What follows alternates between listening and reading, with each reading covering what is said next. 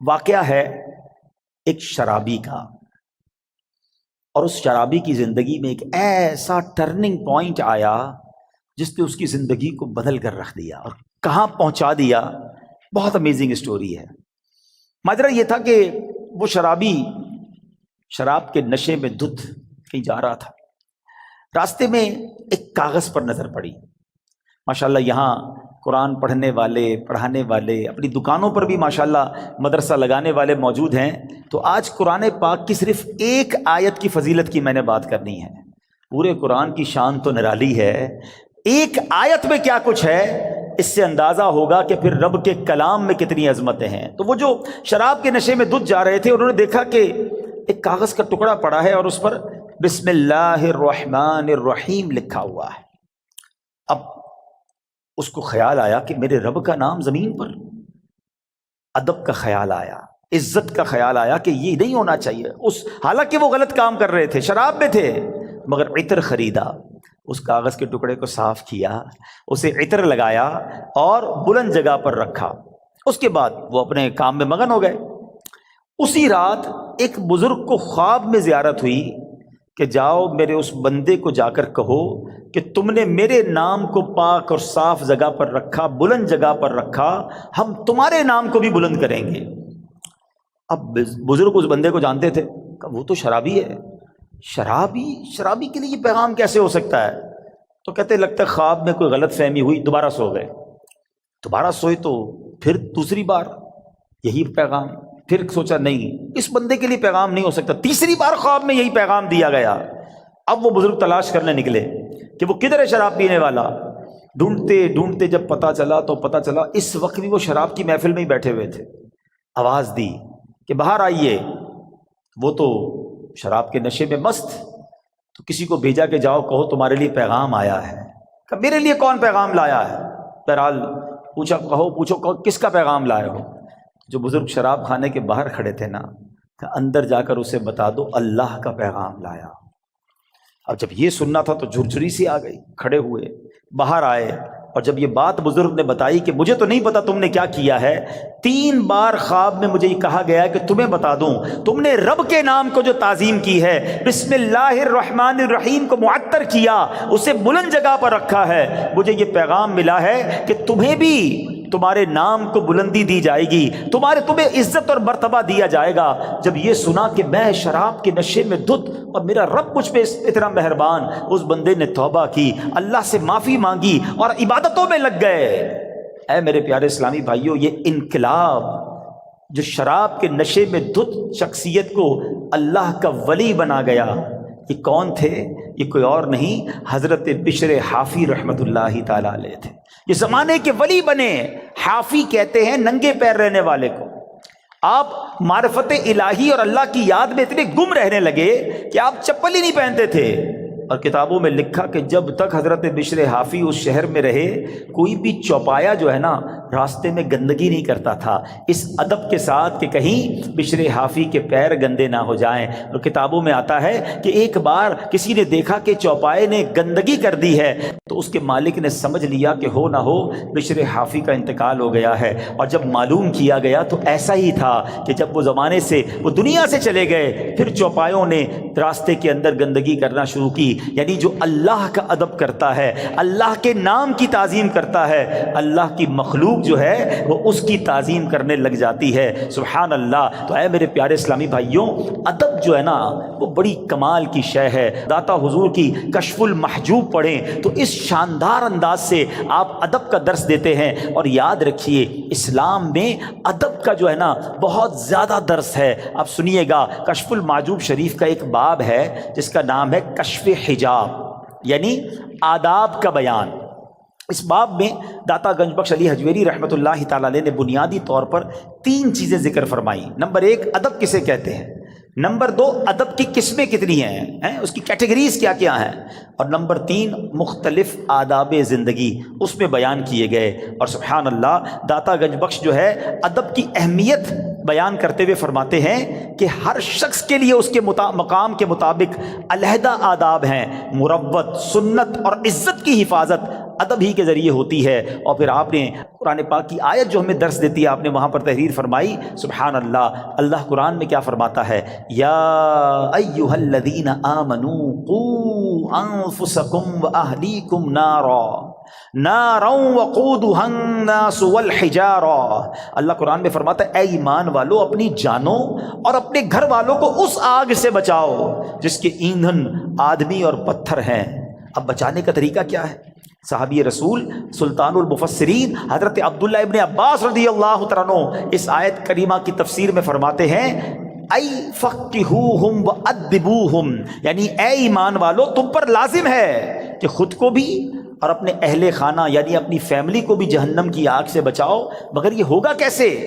تم کس طرح خود کو اور اہل خانہ کو آگ سے بچا سکتے ہو؟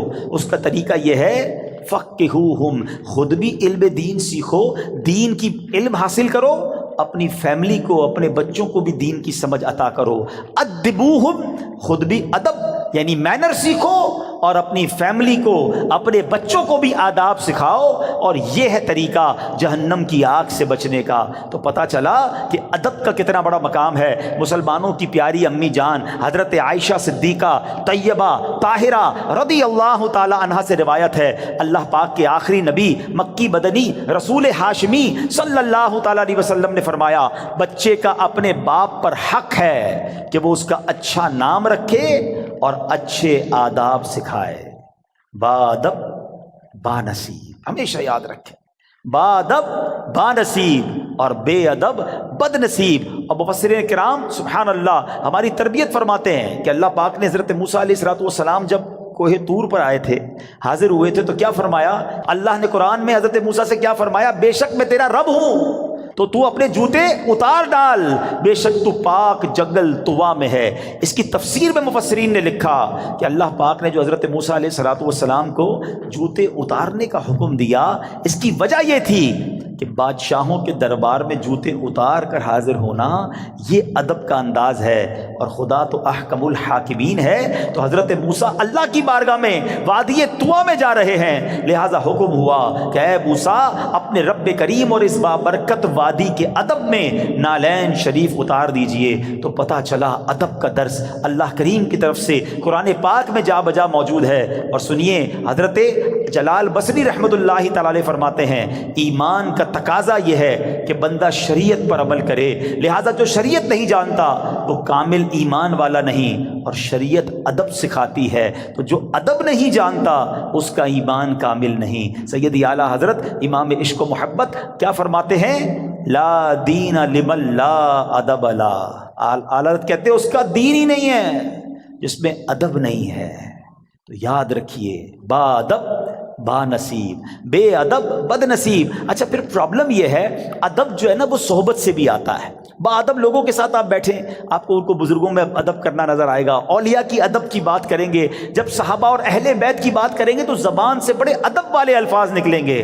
مگر آج پرابلم یہ ہے کہ بے ادبوں سے دوستی، بے ادبوں کی باتیں سنتے سنتے زبان بھی بے ادب ہو جاتی ہے۔ تو اے میرے پیارے اسلامی بھائیوں، آج سیدی اعلیٰ حضرت کا یہ پیغام لے جاؤ، لا دین لمن لا ادب لا۔ اس کا دین ہی کمپلیٹ نہیں ہوتا ہے جس کے اندر ادب نہیں ہوتا ہے۔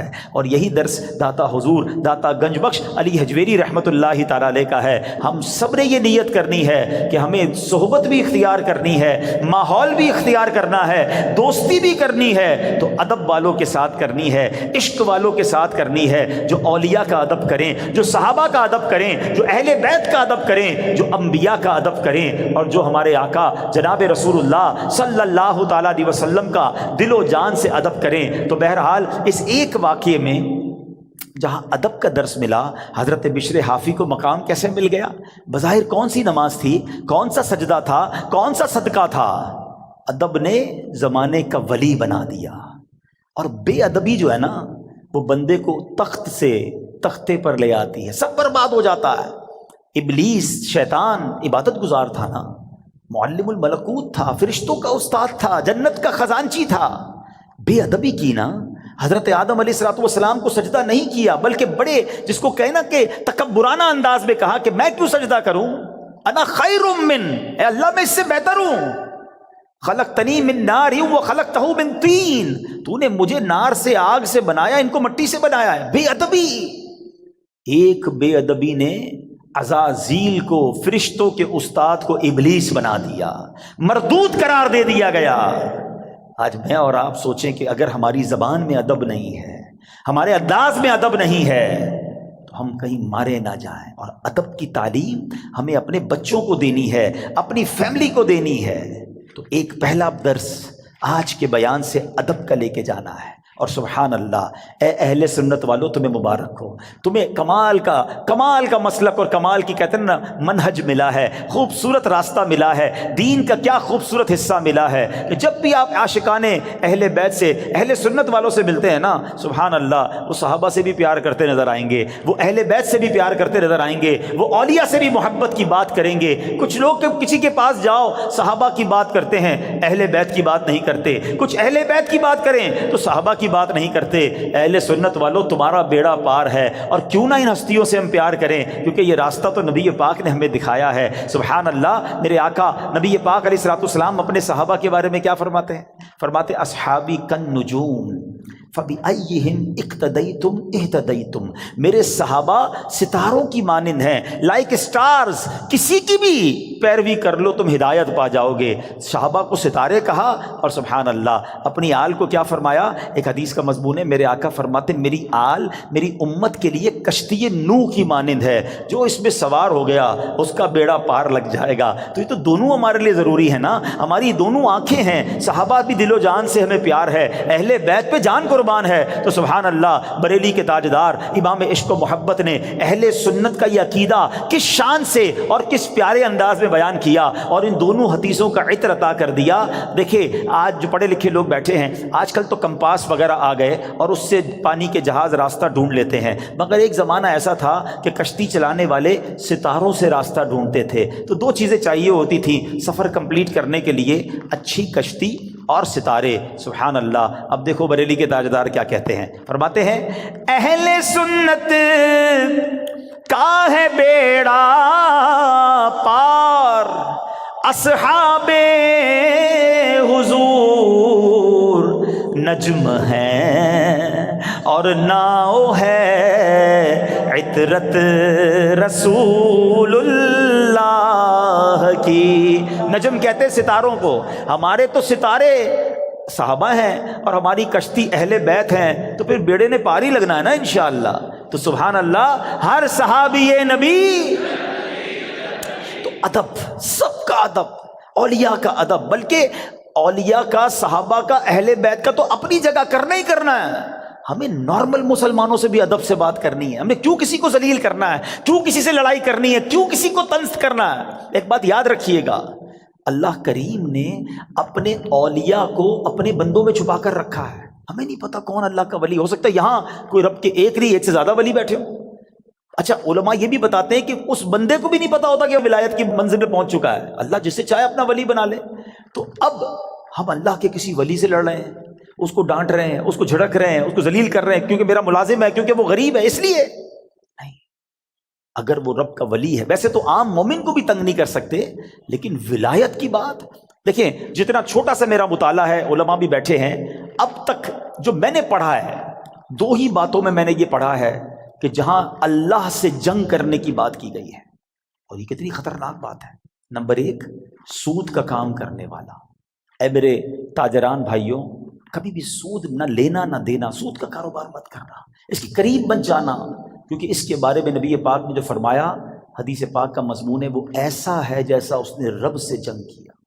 اللہ سے جنگ، یار اللہ سے جنگ کر کے کوئی جیت سکتا ہے؟ برباد ہی ہوگا نا، تباہ و برباد ہو جائے گا۔ ہم نے سود کا کام کرنے والوں کو اینڈ آف دا ڈے برباد ہوتے ہی دیکھا ہے۔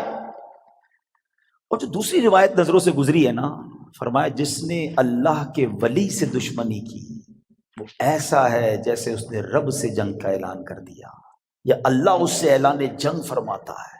اب سوچ لو، اگر کسی ولی سے ہی دشمنی ہو گئی، اللہ کے کسی بندے سے دشمنی لے کے بیٹھے ہیں، لڑائی کر رہے ہیں، تنگ کر رہے ہیں، اور کیا پتہ وہ اللہ کی بارگاہ میں کیا مرتبہ رکھتا۔ ادب، پیار، محبت، درگزر، کوئی غریب بھی ہے تو ہمیں نہیں پتا اللہ کی بارگاہ میں اس کا کیا مرتبہ ہے، بلکہ احادیث میں تو یہ مضمون نبی پاک نے سمجھے صراحت کر دی اور ڈیفائن کر دیا، کہ جس کا مضمون یہ کہ کچھ لوگ ایسے ہوتے ہیں جن کے بال بکھرے ہوتے ہیں، پرا گندا بال، میلے کچھ ایلے کپڑے، محفل میں کوئی انہیں بلاتا نہیں ہے، نہ آئے تو کوئی نوٹس بھی نہیں کرتا، مگر اللہ کی بارگاہ میں ان کا یہ مرتبہ ہوتا ہے کہ اگر وہ قسم اٹھا لیں تو رب وہ قسم پوری فرما دیتا ہے۔ اب سوچیں، ایسے تو بہت سارے لوگ ہمارے قریب بیٹھے ہوتے ہیں، اچھا بعض اوقات قریب آتا تو بٹھاتا بھی کوئی نہیں انہیں، نہ کیا کرو ایسا۔ ہو سکتا ہے کہ میری مشکلیں، میری پریشانیاں، ہماری ڈیفیکلٹیز، ہمارا کاروبار نہ چلنا، گھر کی بیماریاں، اس کی وجہ یہ ہو کہ میں کسی اللہ کے ولی کو تنگ کر بیٹھا ہوں، بے ادبی کر بیٹھا ہوں۔ اپنی زبان میں نرمی لائے نا۔ کسی بڑے اس کو نا سمجھدار آدمی نے ایک بات کہی ہے کہ میٹھا کھانے سے شوگر ہوتی ہے، میٹھا بولنے سے شوگر نہیں ہوتی ہے۔ میٹھا بولنا شروع کر دو نا یار، میٹھا بولنا ہی چھوڑ دیا ہم نے۔ میٹھے بول اپنائیں، سب کے ساتھ پیار سے بات کریں۔ کچھ لوگوں کا انداز ہی بڑا روب والا ہوتا ہے، اور پھر کیا ہوتا ہے، کہتے ہیں نا زبان میں ہڈی ہوتی نہیں مگر کئی ہڈیاں توڑوا دیتی ہے۔ زبان میں تلوار نہیں مگر خون بہا دیتی ہے۔ کسی کی تلوار کا وار جو ہو نا اس کا زخم بھر جاتا ہے، مگر زبان کا زخم نہیں بھرتا ہے۔ تو زبان کا اچھا استعمال، ادب۔ آج یہ درس لے کے جاؤ کہ انشاءاللہ۔ اچھا اب ادب کیسے ملے گا؟ با ادب لوگوں کے ساتھ بیٹھ کر ملے گا۔ تو الحمدللہ دعوت اسلامی کا ماحول جہاں آپ کو ادب ہی سکھایا جاتا ہے، بچوں سے بھی شفقت کرنی ہے، بڑوں سے بھی پیار سے بات کرنی ہے، بزرگوں سے کیسے بات کرنی ہے، اولیاء، صحابہ، اہل بیت، ازواج مطہرات، امہات المومنین، ادب ہی کی بات آپ کو ملے گی۔ بے ادبی کا اسٹائل ہے ہی نہیں۔ تو یہاں رہو، انشاءاللہ با ادب بن جائیں گے۔ ہم اللہ سے دعا کرتے ہیں، نبی پاک کی بارگاہ میں التجا کرتے ہیں کہ حضور ہمیں اپنے با ادب غلاموں میں ہی شامل رکھیے گا۔ بڑا پیارا شعر ہے نا کلام کا، محفوظ شاہ رکھنا صدا بے ادبوں سے، محفوظ شاہ رکھنا صدا بے ادبوں سے، اور مجھ سے بھی سرزد نہ کبھی بے ادبی۔ تو انشاءاللہ با ادب رہیں گے انشاءاللہ۔ اب دوسرا درس اس واقعے سے کیا ملتا ہے؟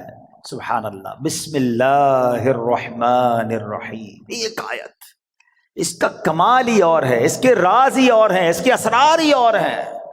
قرآن پاک کی تو شان ہی نرالی ہے، مگر آج فقط کچھ باتیں میں آپ کو اللہ کے اس مبارک کلام کی اس ایک آیت کے رموز، اسرار، سیکرٹس، فضائل سنے تو عقل حیران ہو جاتی ہے۔ سبحان اللہ، بے ایمانوں کو ایمان دینے والی یہ آیت ہے۔ ذرا واقعہ سنیے گا۔ ایک یہودی تھا، نان مسلم، ایک یہودن پر عاشق ہو گیا، اور عشق مجازی کا اس پر ایسا غلبہ ہوا کہ یہ مجنون جیسا ہو گیا، نہ کھانے پینے کا ہوش تھا، نہ آرام کرتا تھا، بڑا پریشان۔ اس زمانے میں اللہ کے ایک ولی تھے حضرت عطا رحمۃ اللہ تعالی علیہ، ان کے پاس آیا اور کہا کہ حضور میں بہت پریشان ہوں، وہ فلاں سے عشق ہو گیا ہے، چین ہی نہیں آتا۔ آپ اللہ والے تھے، آپ نے ایک کاغذ کے ٹکڑے پر بسم اللہ الرحمن الرحیم لکھا اور کہا یہ کھا جاؤ۔ اس نے وہ کاغذ کا ٹکڑا نگل لیا کہ شاید میرا کام بچ جائے گا۔ سچی بات ہے، اس کا کام بن گیا۔ ہوا یہ کہ جیسے ہی اس نے کاغذ کو نکلا نا، اس کے دل کی دنیا ہی بدل گئی، ایمان کی مٹھاس ملنے لگی، اور اس کے دل میں نور ظاہر ہو گیا۔ عورت کے عشق کو چھوڑا اور کہتا حضور بس اب مجھے کچھ اور نہیں چاہیے، جس رب کا نام اندر گیا ہے اب کلمہ پڑھائیے، مجھے مسلمان کر دیجئے۔ صرف بسم اللہ الرحمن الرحیم کاغذ پہ لکھا ہوا پیٹ میں جاتا ہے۔ اب اس یہودن کو پتہ چل گیا کہ میرا عاشق تو مسلمان ہو گیا ہے۔ وہ بھی حضرت کی بارگاہ میں آئی اور کہا کہ میں ہی وہ عورت ہوں کہ جس کے عشق میں وہ مبتلا تھا، وہ مسلمان ہو گیا ہے۔ اب مجھے خواب میں روزانہ کوئی کہنے والا کہتا ہے کہ اگر تجھے جنت میں اپنا ٹھکانہ دیکھنا ہے نا تو جا اور حضرت عطا کے پاس جا، تجھے اپنا جنت میں ٹھکانہ دکھائیں گے۔ تو حضرت میں آپ کے پاس آئی ہوں، بتائیے جنت کہاں ہے؟ حضرت عطا نے کہا کہ جنت کا ارادہ ہے تو پہلے تجھے اس کا دروازہ کھولنا پڑے گا نا، جنت میں جانا ہے تو ڈور اوپن کر۔ تو وہ کہتی جنت کا دروازہ میں کیسے کھولوں؟ فرمایا بسم اللہ الرحمن الرحیم پڑھ۔ آپ نے فرمایا جنت کا دروازہ کھولنا ہے نا، بسم اللہ الرحمن الرحیم پڑھ۔ جیسے ہی اس نے بسم اللہ الرحمن الرحیم پڑھا دل میں نور بڑھنے لگ گیا. کہتی حضور بس اب مجھے اسلام میں داخل کیجئے. اس نے کلمہ پڑھا اور بسم اللہ شریف کی برکت سے وہ بھی مسلمان ہو گئی. اسی رات جب وہ نو مسلم خاتون جو ہے رات کو سوئی تو خواب میں جنت میں داخل ہوئی. خوبصورت محل دیکھا, گنبد دیکھے. ایک گنبد پر لکھا تھا بسم اللہ الرحمن الرحیم لا الہ الا اللہ محمد الرسول اللہ. عورت نے یہ الفاظ پڑھے تو کسی پکارنے والے نے کہا اے پڑھنے والی, اللہ پاک نے یہ سب تجھے عطا فرما دیا ہے. ہائے ہائے ہائے, بسم اللہ کی برکت ہے, ہم نے پائی جنت ہے, کتنی اچھی قسمت ہے, یہ سب رب کی رحمت ہے. تو بسم اللہ الرحمن الرحیم کی تو کیا ہی بات ہے.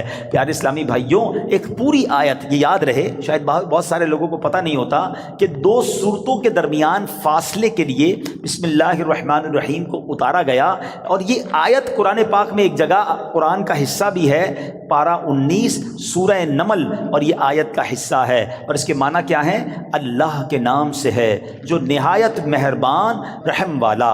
اچھا, اس کی فضائل کیسے کہ صحابی رسول حضرت جابر بن عبداللہ رضی اللہ تعالیٰ عنہ فرماتے ہیں کہ جب بسم اللہ شریف نازل ہوئی نا تو بادل مشرق کی طرف دوڑے, بادل مشرق کی سمت دوڑے, ہوائیں رک گئیں, سمندر کو جوش آ گیا, چوپایوں نے غور سے سننے کے لیے اپنے کان لگا دیے, اور شیطانوں کو آسمان سے پتھر مارے گئے. اور اللہ پاک نے فرمایا مجھے میری عزت و جلال کی قسم, جس چیز پر بسم اللہ الرحمن الرحیم پڑھی گئی میں اس میں برکت دوں گا. کاروباری لوگ بیٹھے, برکت چاہیے نا کاروبار میں, رزق میں, معاملات میں, بسم اللہ کو تھام لو. سبحان اللہ. آپ کو اندازہ ہے کہ بسم اللہ الرحمن الرحیم میں جامعت کتنی ہے؟ سنتے جائیے. اللہ پاک نے بعض انبیاء کرام پر مختلف کتابیں اور صحائف نازل فرمائے جن کی تعداد 104 ہے, ٹھیک ہے. ان میں سے 60 صحیفے حضرت شعیب علیہ السلام پر, 30 صحیفے حضرت ابراہیم علیہ السلام پر, 10 حضرت موسیٰ علیہ السلام پر تورات شریف اترنے سے پہلے نازل ہو گئے تھے. پھر 4 بڑی کتابیں ہیں, تورات شریف, زبور شریف, انجیل مقدس اور قرآن مجید, ٹھیک ہے. اچھا, ان تمام صحیفوں کے مضامین قرآن پاک میں ہیں. قرآن پاک کے سارے مضمون سورہ فاتحہ میں ہے, اور سورہ فاتحہ کا سارا مضمون بسم اللہ الرحمن الرحیم میں ہے. اور سنو, بسم اللہ الرحمن الرحیم کا سارا مضمون بسم اللہ کے حرف با میں موجود ہے, اور اس کے معنی کیا ہے؟ بی کان ما کان و بی یکون ما یکون, یعنی جو کچھ بھی ہے مجھ یعنی اللہ پاک ہی سے ہے, اور جو کچھ ہوگا مجھ یعنی اللہ پاک سے ہی ہوگا. اللہ اکبر. یہ کمال ہے بسم اللہ الرحمن الرحیم کا کہ تمام صحیفوں اور قرآن مجید کا نچوڑ اس کے اندر موجود ہے. اور سبحان اللہ, بسم اللہ کے فضائل کتنے. امام فخر الدین رازی رحمۃ اللہ تعالی فرماتے ہیں بسم اللہ الرحمن الرحیم کے 19 حروف ہیں, ٹھیک ہے, اور دوزخ پر عذاب دینے والے فرشتے بھی 19 ہیں. تو آپ فرماتے ہیں کہ امید ہے ایک ایک حرف کی برکت سے ایک ایک فرشتے کا عذاب دور ہو جائے گا. بسم اللہ پڑھتے رہا کرو. اچھا, آپ فرماتے ہیں دن میں کتنے گھنٹے؟ دن رات میں 24 گھنٹے ہیں. فرماتے 5 گھنٹے 5 نمازوں میں گھیر لیے, 19 گھنٹوں کے لیے بسم اللہ الرحمن الرحیم کے 19 حروف عطا فرمائے. پس جو خوش نصیب بسم اللہ الرحمن الرحیم کا ورد کرتا رہے اور نماز 5 وقت پڑھتا رہے, اس کا ہر گھنٹہ عبادت میں کاؤنٹ ہوتا رہے گا. تو یہ کمال کا وظیفہ ہے. نارملی ہماری توجہ اس طرف نہیں جاتی ہے. اچھا, بعض اوقات ہم لوگ کہتے ہیں ہمارے کام ادھورے رہ جاتے ہیں, کام شروع کرتے ہیں, ڈیل بنتے بنتے رہ جاتی ہے, کام ادھورا رہ جاتا ہے, پوری نہیں ہو پاتی ہماری بات. سنیے, اللہ پاک کے پیارے اور آخری نبی صلی اللہ تعالیٰ علیہ وسلم نے فرمایا جو بھی اہم کام بسم اللہ سے شروع نہیں کیا جاتا وہ ادھورا رہ جاتا ہے. غور فرمائیے, یہ کیسی محرومی ہے. اگر اچھے اور اہم کام سے پہلے بسم اللہ نہ پڑھی جائے تو کام ادھورے رہ جاتے ہیں, اس میں برکت نہیں ہوتی. اب ہو سکتا ہے کہ ذہن میں خیال آئے کہ میں تو بسم اللہ نہیں پڑھتا, پھر بھی کام پورے ہو جاتے ہیں تو اس کا جواب یہ ہے کہ کام کا بظاہر پورا ہو جانا اور بات ہے، اور اس میں برکت کا نہ ہونا اور۔ مثلا کسی نے بغیر بسم اللہ کے کھانا کھایا، کھانا پیٹ میں بھی گیا، پیٹ بھر بھی گیا، لیکن اب اس میں برکت اسے حاصل نہیں ہوگی، کھانا پوری طرح ہضم نہیں ہوتا، یا بعض اوقات جزو بدن نہیں بنتا، بہت ساری جناب اس میں پرابلم رہتی ہیں۔ تو بہرحال ہمیں جو ہے بسم اللہ شریف کا ورد کرنا چاہیے، اور ایسے ایسے واقعات اس کے فضائل میں کتابوں میں لکھے۔ امیر اہل سنت نے اپنی شورۂ آفاق کتاب فیضان سنت میں ایک کمال کا واقعہ لکھا کہ ایک مبلغ جو ہے، ایک داعی جو ہے، بسم اللہ کے فضائل بیان کر رہے تھے، تو ایک غیر مسلم عورت بھی بیٹھی تھی۔ لڑکی نے سنا کہ بسم اللہ کی اتنی فضیلت ہے، تو اب اس نے جناب اسلام قبول کر لیا۔ اب اس کی زبان پر ہر وقت بسم اللہ رہتا تھا، تو اب جو اس کا والد تھا نا، غیر مسلم تھا، وہ بڑا غصے میں آیا، طرح طرح کی تکلیفیں دینے لگا کہ کسی طرح اپنی بیٹی کو جو ہے وہ تکلیف دے کر اسلام سے پھیر لے، اور اگر نہیں مانتی تو اب اس پر کوئی الزام لگائیں تاکہ یہ قتل کر دی جائے۔ تو لڑکی کا باپ جو بادشاہ کا وزیر تھا، ایک دن اس نے شاہی مہر والی انگوٹھی اپنی بیٹی کو رکھنے کے لیے دی۔ بیٹی نے انگوٹھی لی اور بسم اللہ الرحمن الرحیم کہہ کر انگوٹھی پہلے وصول کی، بسم اللہ الرحمن الرحیم پڑھ کر، اور اس کے بعد اس نے بسم اللہ الرحمن الرحیم پڑھ کر جیب میں ڈال دی۔ رات کو جب وہ سوئی تو والد نے انگوٹھی جیب سے نکالی اور دریا میں ڈال دی کہ اب صبح جب انگوٹھی نہیں ہوگی تو اس کو پکڑا دوں گا اور یہ ماری جائے گی۔ تو اب جیسے ہی وہ انگوٹھی دریا میں ڈالی، اللہ کا کرنا ایسا ہوا کسی مچھلی نے وہ انگوٹھی کو نگل لیا۔ صبح کو ایک شکاری نے جال ڈالا، اتفاق سے وہی مچھلی جال میں آ گئی۔ اس نے لا کر وہی مچھیرے نے اسی وزیر کو وہ مچھلی لا کے تحفے میں دی۔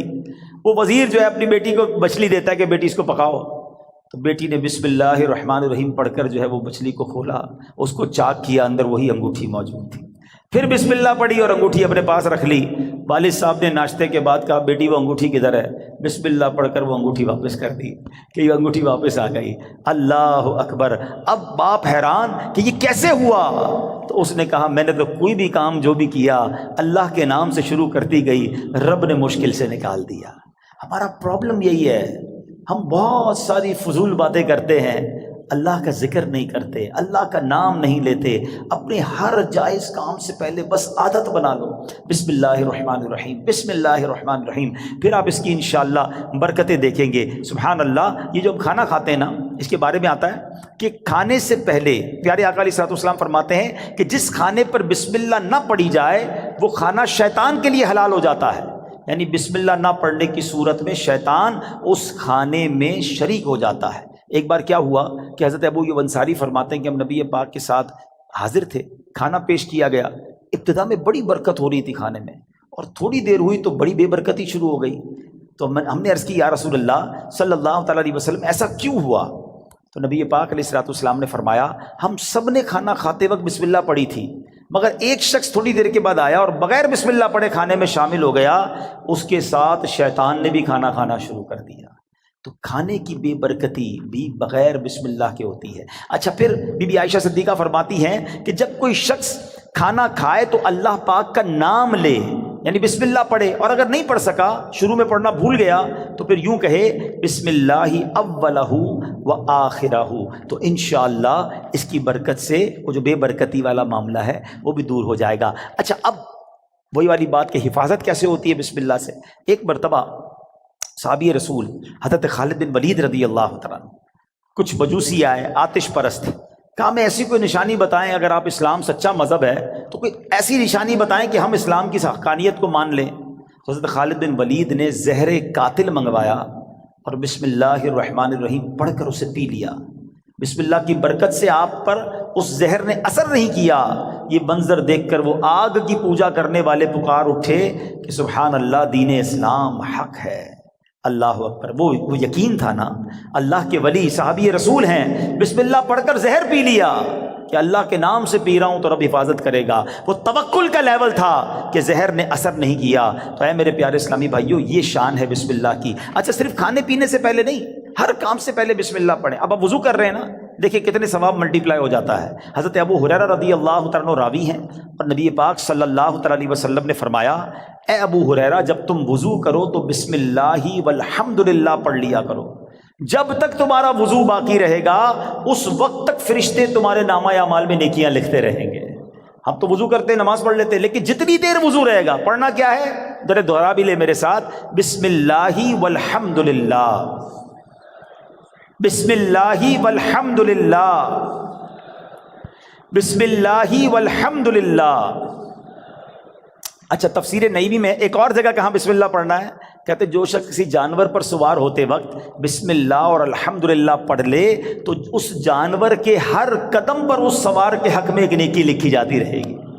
آپ جانور پر سواری نہیں کرتے، گاڑی میں بیٹھتے ہوئے پڑھ لیں بسم اللہ اور الحمدللہ، پھر پوری دعا بھی پڑھ لیں سبحان الذی سخر لنا، اگر وہ یاد ہے، نہیں تو کم از کم بسم اللہ اور الحمدللہ ضرور پڑھ لے۔ اسی طرح جو کشتی میں سوار ہوتے وقت بسم اللہ اور الحمدللہ پڑھ لے، جب تک وہ اس میں سوار رہے گا اس کے لیے نیکیاں لکھی جاتی رہیں گی۔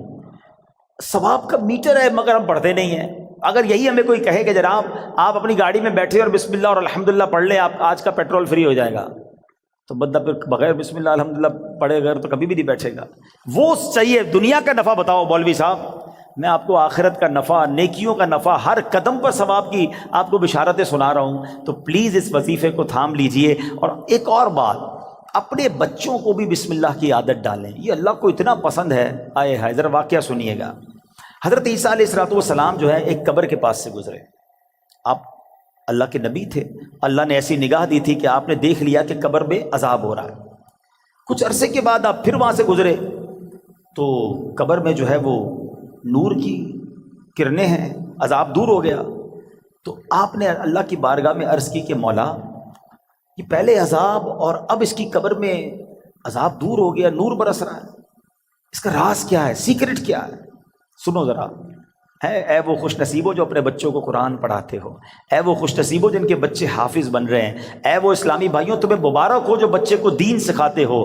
باپ گناہ گار، قبر میں عذاب ہو رہا تھا، اللہ کی طرف سے ارشاد ہوا جب یہ انتقال کیا نا اس بندے نے، بڑا گناہ گار تھا، اس کی وجہ سے عذاب ہو رہا تھا، لیکن جب اس کا انتقال ہوا اس وقت اس کی وائف جو تھی پریگننٹ تھی، امید سے تھی، اس کے انتقال کے بعد لڑکا پیدا ہوا۔